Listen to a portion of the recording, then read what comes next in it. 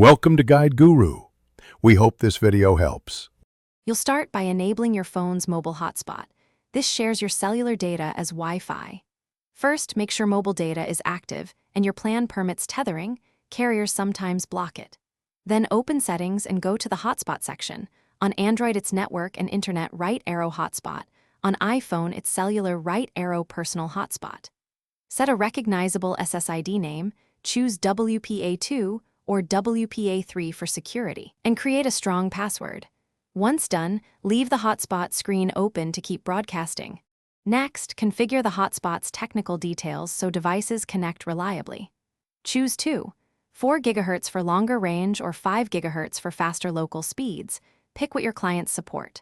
For security, use WPA2 or WPA3 and change the default SSID.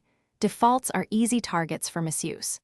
Create a strong password and enable device limits or a timeout to prevent unauthorized use. Also check any built-in data saver or cap settings, because tethering can quickly use your monthly allowance.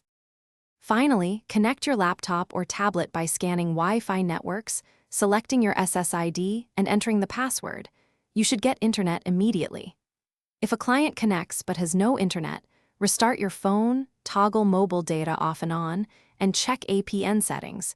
Carriers sometimes require specific APN for tethering.